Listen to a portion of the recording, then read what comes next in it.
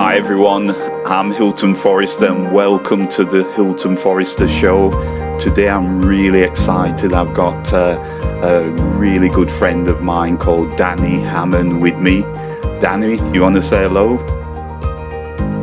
Well, hello, Hilton. It is a pleasure to be here. I'm grateful to be in your space, and thank you for allowing me to hang out with you for a little while. Awesome, awesome. The reason for these shows is that I myself is an entrepreneur and I've been doing business for many years. And with this show, I will be pulling back the curtains to show you behind the scenes what it's like and the difficulties what we have as business people. Danny will be saying certain tips, and I'll be mixing in with him, and we'll see how we go and really make this show something special. But before we get started with some of the questions, I just want to ask Danny to explain to the listeners a bit about himself and how he's arrived at this position in his life. Danny? Absolutely. I'm here in Jacksonville, Florida, over in the USA, across the pond from you, Hilton. And I have been in the online business space and an entrepreneur for since October 2018 is when I started my journey. You know, my background is in sales. I had done corporate medical sales for almost 15 years before that. And, I just knew that there had to be more to life than just being part of a big machine and being told what I could do. And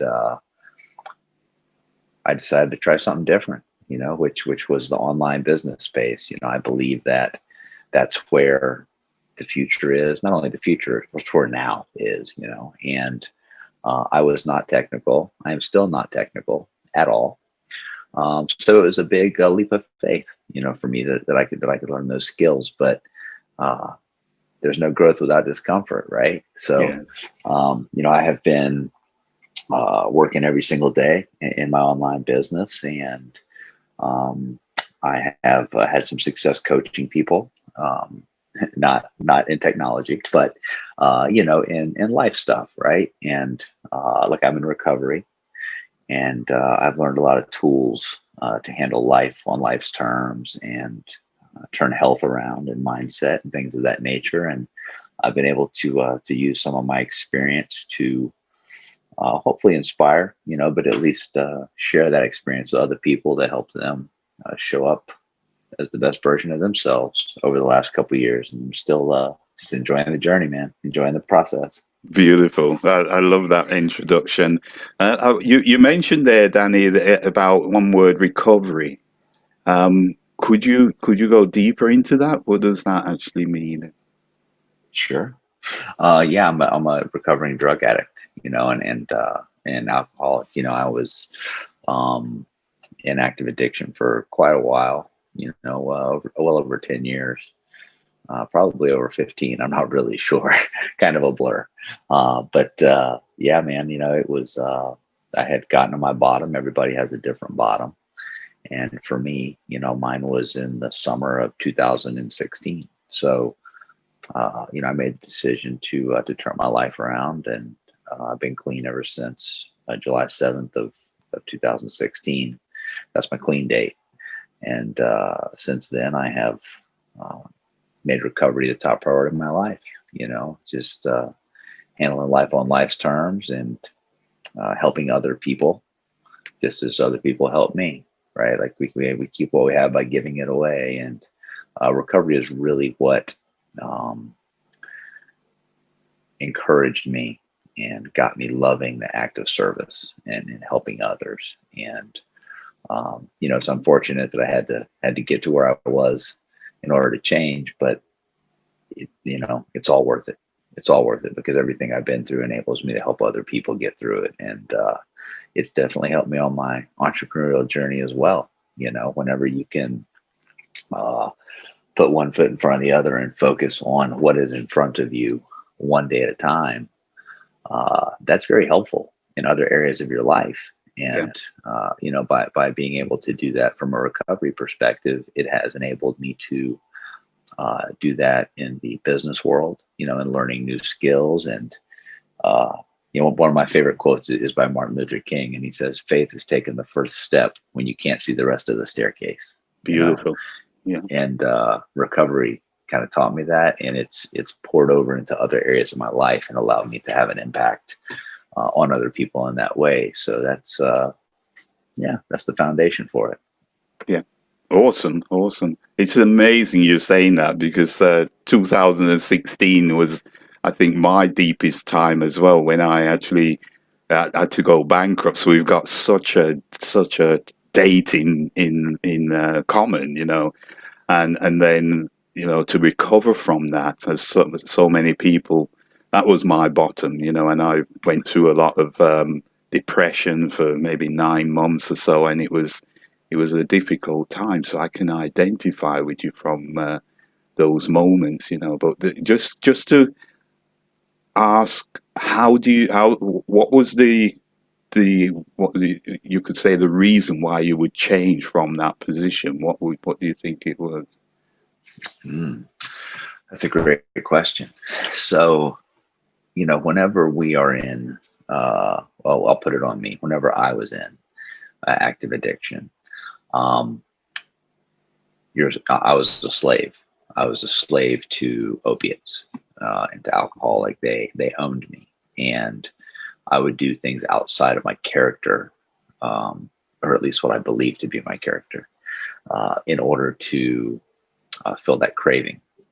And it didn't matter who I had to hurt. It didn't matter what I had to do. It was the only priority, and you can't explain it to anybody who's never experienced it, and that's okay, you know. But for me, what my bottom was, I've been very blessed in my life to have an incredible family and incredible friends, who've always loved and supported me. And addiction is a family disease. We hurt the people that love us the most, and it had got to a point to where I was stealing from my friends, my family, and I had stolen some medicine from my sister-in-law. She had a stroke giving birth to my niece and almost died, and she was in intensive care for months. And her first trip out of Miami, where they live, was to come to this family reunion where my whole family was there. There was like 30 of us in one house, right? And she showed up the first day with a script of pain medicine, and that was my drug of choice. And I took them all but one the first day, like without even a thought of how badly she needed them or how it would affect anybody else, because I wasn't in control of myself. And that was my bottom. It was I could not hurt the people that loved me any longer. I didn't love myself enough to change for me at the time. But nobody looked at me like they were mad. Nobody yelled at me. The look in their eyes was that they were just helpless, and they were watching me kill myself, and there was nothing they could do about it. And I'll never forget that look. And that look is what motivated me to change. To just, I couldn't hurt those people anymore, and that was what kick started me into my recovery, to where I began to love myself and to do it for myself. But that was the beginning for me. Beautiful. That's an amazing story. And it just connects with me with you must know Grant Cardone, and the Sure. sales guy, and he was in a similar position, and they turned his life around, and now he's a multi millionaire. If you see him online, he's everywhere online, and it, I think one of the things I find with that kind of duality, when you go down that line of, they say that a lot of entrepreneurs who do really well, they've gone through bankruptcy, or they've gone through all those massive mistakes, or they've hit the rock bottom, and then they've got to, it's like a pendulum. You go the opposite way after a while. So I cannot see, I've known you maybe a year and a half, and all I'm seeing is love from you, which is amazing. And I know you're a avid reader. You reading massive amount of books, and that is something which I really admire about you. It's not only that you are one individual. What stands out in my mind a lot, because a lot of the communications I've had with you, you always start the communication with brother, and that to me, I realized that that is a special word, which means that we're all connected, we're all one, no matter what nationality we are. You're on the other side of the pond, and I'm in the UK, so it's just amazing to I think have you as a friend, not only that as a brother, and to me that means a lot. But what I wanted to ask you also, why do you think you channeled into the online marketing world? Why not? Man, totally, but I don't want to say by accident, because I don't really think there are accidents necessarily. I think that if we are uh, in tune with just life, man, I think that things pop up that if we're paying attention and we're in tune to it, um, there are opportunities. And it's up to us to look at something as an opportunity, And when I got started in the online space, I wasn't like, I had no idea what I wanted to do. I told you I did the medical sales for almost 15 years, and I was the top salesperson every single year for 15 years. I sold more than the rest of the sales team put together. I mean, I was pretty good at it, and I made a shitload of money for the company and for me. And but the company, who was regional, wanted to go national, and so Yeah, they took on an investment bank, and it became this big corporation. And I was not in alignment with that. Now you got to understand, like, that I had gotten clean and I had started some recovery, and so I had learned about things that were more important than just making a bunch of money. yeah, And um, so I ended up getting fired from that job. I mean, I quit, but it was basically, you yeah, know, I was forced to quit. And I asked them. I just said, the new sales director, I said, yeah, I'm okay with this, because I had been praying about it and meditating about it for a while before that, about I need to do something different, man. Because I always told myself, if I wake up and I'm not excited to go to work, it's time to do something else, because yeah, life is too short, you yeah, know. But I was comfortable. I mean, I made good money. I had paid vacation. I had the company car. I had all the perks, right? And it's hard to leave that. It's hard to leave that comfort, And so I was just unhappy. Well, I shouldn't say unhappy. Happy is a choice. I was unfulfilled, yeah, and uh, so I asked him, well, why? And he just said, you're not in alignment with where we're going. And I said, you know what? I completely agree with that. And that was one of the best things that's ever happened to me. wow, And so I knew that I wanted something else, but I didn't know what. I believed that online is where things were going, but I didn't know what online. The only thing I'd ever done online was buy stuff on Amazon, and that was it. yeah, And yeah, um, so I was at the gym, and well, I'll back up a minute. So this was June 30th of 2016 that I quit. Quit in quotation marks. And I had a shoulder surgery coming up the first week of August.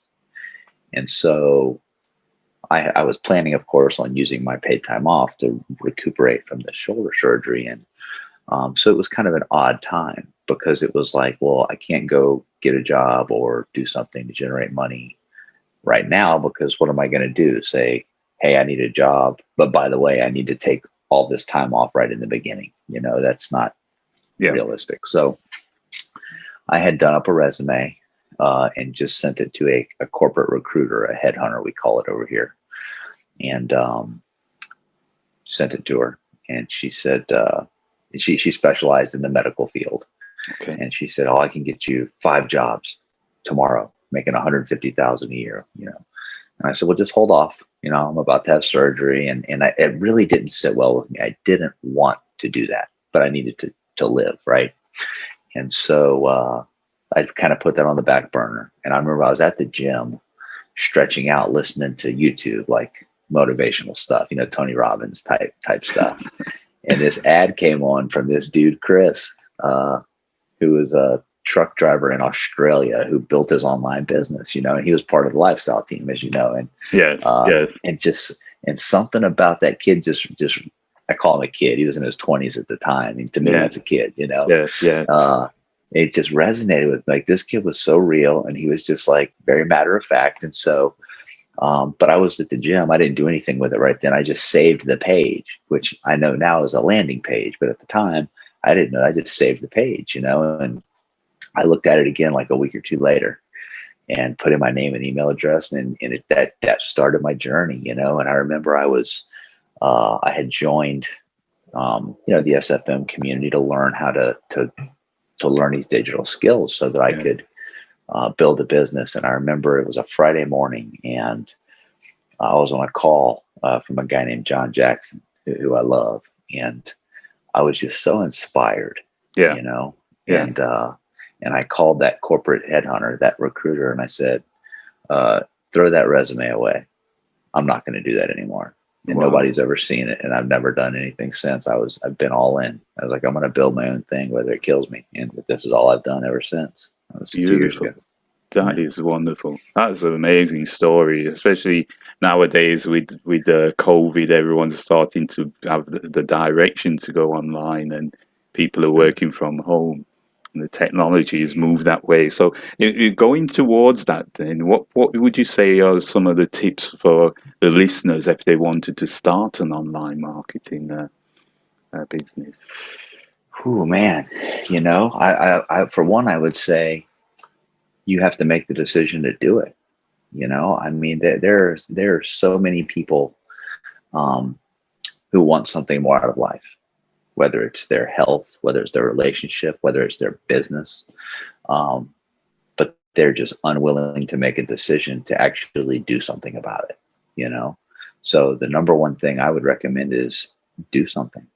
I mean, you're an online marketer. You have an online business. If someone were listening to this and they wanted to explore what that looks like for them, I would tell them to reach out to you, and just have you introduce them to what's available.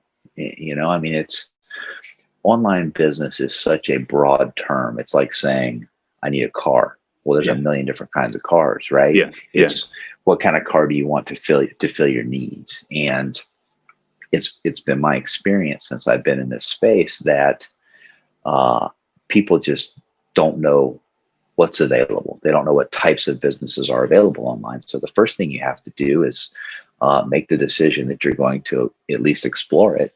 And two, you got to look into it and see what works for you. The beauty of online business is you can do something you're passionate about. You don't have to just say, I'm going to choose A or B and I'm going to make that business work. You can find something that excites you, that you wake up inspired to do every day.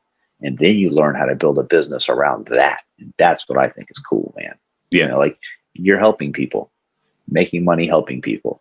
Yeah. What in the world is better than that, dude?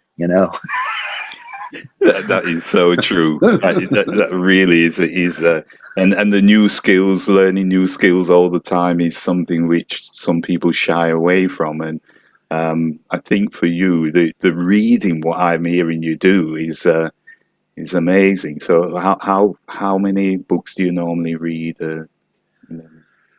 Oh man, well, I mean, I've got 3 in front of me right here. I've got the one that you sent me. My brother. Oh, wow. Okay. I'm going back to the 7 Habits of Highly Effective People, which obviously I've read before, but things are a classic for a reason, and you got to go back to them every now and then. And then this is a mindset book on neuroplasticity. But so what I try to do is something new that I've never read before, and I always kind of have like an I'll call it a classic, to me, a classic, kind of in the background, right? That I kind of look and you go back, like, you can never read Think and Grow Rich too many times, my favorite book of all time is How to Win Friends and Influence People by Dale Carnegie.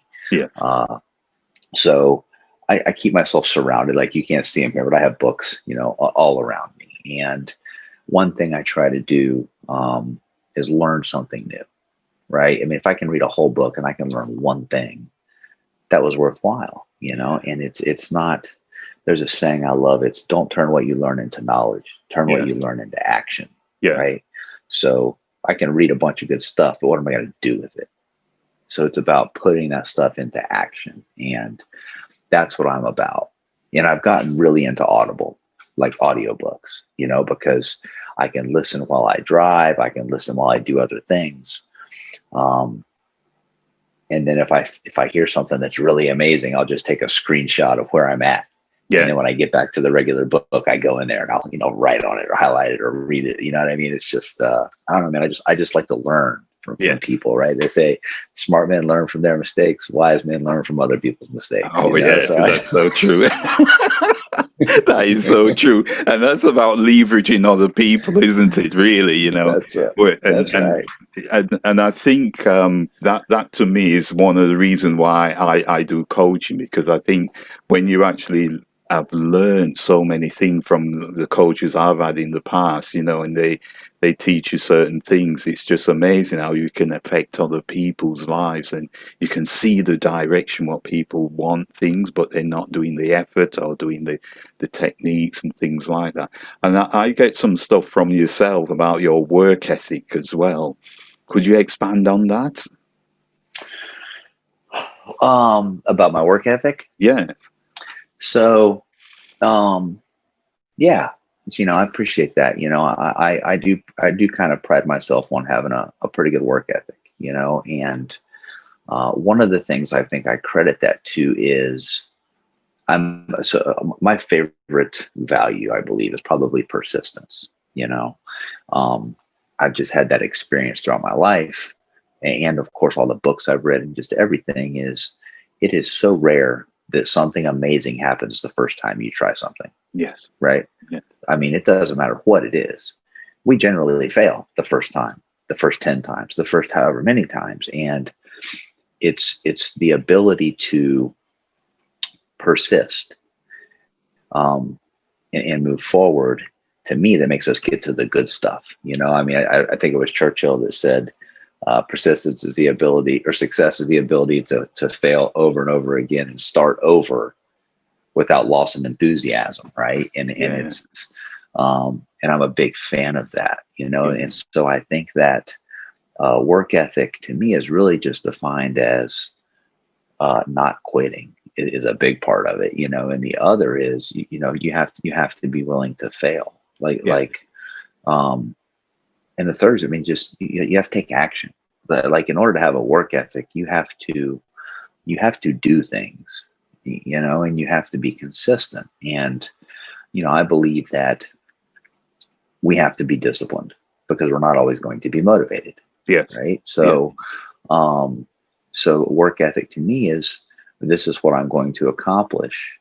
And I just break it down into daily, hourly, minute, tasks. If I'm building a house, I'm not focusing on the whole house. I'm focusing on this one brick.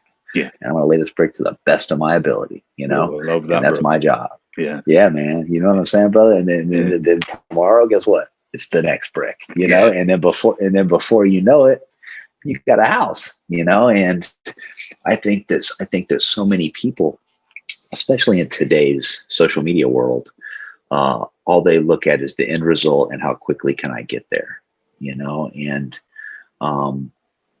what fun is that? I mean, what fun is any of this if that's all you're focused on? Fall in love with the process, even the tough things. Like, to me, technology is still difficult. I have to do things that are, I shouldn't say I have to do things. I choose to do things that are frustrating to me, right? And that's okay, because I won't quit. Yes. And that's what it's about. It's about just one foot in front of the other. Sometimes you got to take a break. Sometimes you got to put it down. Sometimes you got to do whatever, Yes. But just keep going, brother. That's what it's about, Yeah, great. I love that. Love that. And if there was this question maybe a bit uncomfortable, but I think you're ready for things, really. If there was one superpower which you had, what would it be and why? What a great question. What superpower? Yeah. Hmm.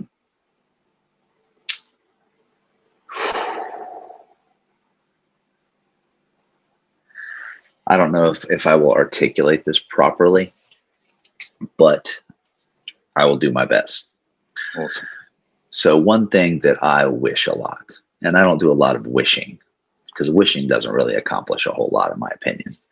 Um, One thing that I wish is guys that I work with is in recovery a lot, but also in business. Um, in business, it's guys and girls. In recovery, it's men. Um, is I wish I could make people feel how they would feel after putting in the work and accomplishing something. And what I mean by that is, so from a recovery perspective, uh, I'm part of a 12-step program. Okay. And each step is they're in order for a reason. And in each one, you gain certain freedom, certain serenity, certain clarity, certain self-awareness from them. And you can't explain that to somebody until they experience it. And they can't experience it without doing the work. Okay. Right. Yeah. And so I see some people that are so hesitant to take the leap and to do the work because they're of fear, right? Because they're scared of what they're going to uncover, or the pain, or whatever it is. But I just know that if they could feel how it feels on the other side of that fear, Yes. they would dive right in. And it's the same in business. I have people who are members of mine, who I work with, who I coach, who they just have this fear of like facing new things and learning new things. And if I could just make them feel what it's like on the other side of that fear, they would take that step. But that's where you get to you got to take that leap of faith, right, brother? I mean, you got to take that step, not knowing what's on the other side, just having faith. Yes. That it's going to be amazing if you keep moving forward. And so that's the dichotomy. Good. I just wish I could make people feel that, man, because then more people would do the work, and then more people would have that experience, and then we would have more of an impact on the world, man. Yes. But you can't make people feel that. But if I had a superpower, that would be it. Beautifully put. I think that's so rich and rewarding to hear that. I think if everyone was, I think we all have our different levels and challenges, and I think that to me is just really nicely put, really. So I want to also ask you another question, which when it comes to the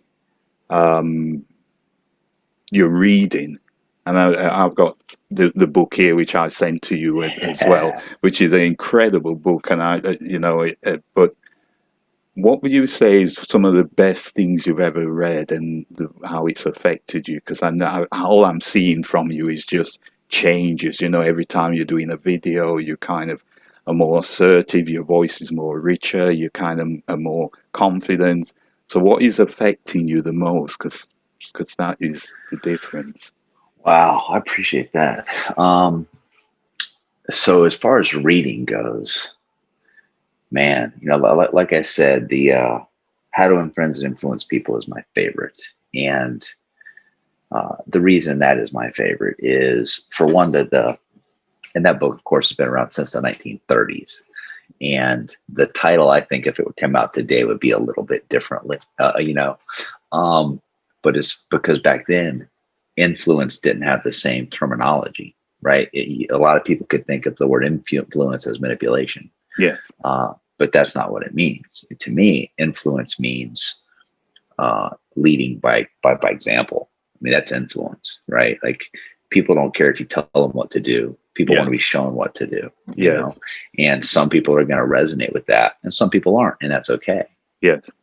Yeah. But that book to me, um, it teaches you how to connect with people. Like to just connect with them, and Yes.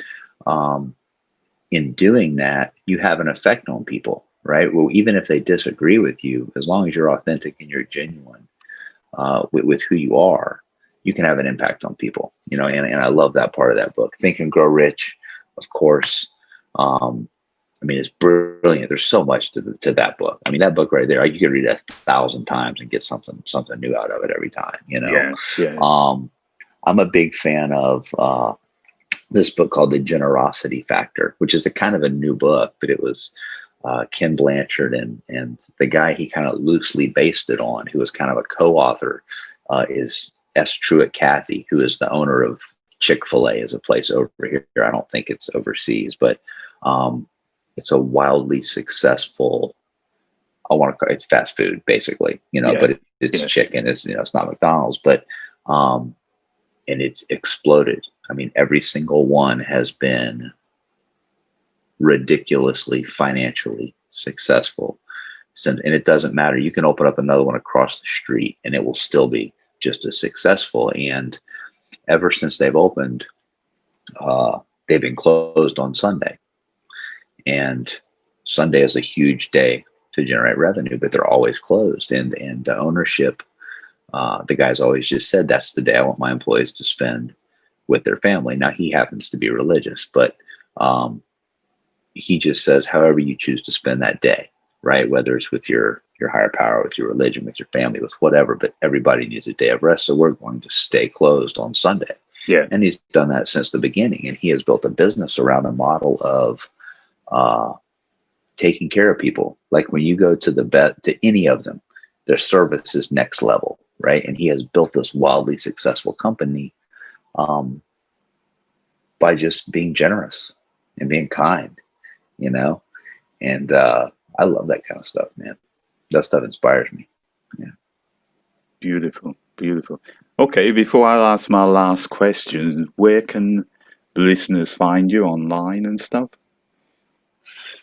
Oh, that's a great question. Because I don't love social media, my friend. Oh, I'm wow. I'm working on that. So if people want to find me, I just told her to reach out to me. Danny at Living Grateful. But I got a YouTube channel, Danny Hamm, Living Grateful. Living Grateful is all one word, LIVINGRATEFUL. Okay. And I have a website, livinggrateful.lifestyle.com, all one word. But I'm always happy to help however I can. Anyone wants to reach out to me, I'm available. Good stuff. Okay. And the last question then for yourself, Danny, is how would you want to be remembered? Ooh, wow, man. How would I want to be remembered? So, I mean, somebody who cares, and someone who is grateful. I'm a huge proponent of gratitude. I believe that we all have so much to be grateful for, and I truly believe that if we were to focus on the things in our lives that we do have to be grateful for, even if it's just the fact that you have 2 arms and 2 legs, because a lot of people don't, and that's real. And, I think that if I could be remembered as someone who spread gratitude and taught people to just take a second and appreciate what they have and be kind to other people, the impact we could have is incredible. Yeah. Okay. Thank you so much, Danny. Thank you for your time this evening. And well, it's evening over here. I'm not sure what time it is over your side of the pond, but I really thank you for your time. And we'll speak soon. Thank you. My pleasure, brother. Grateful to be in your space, Hilton. Thank you.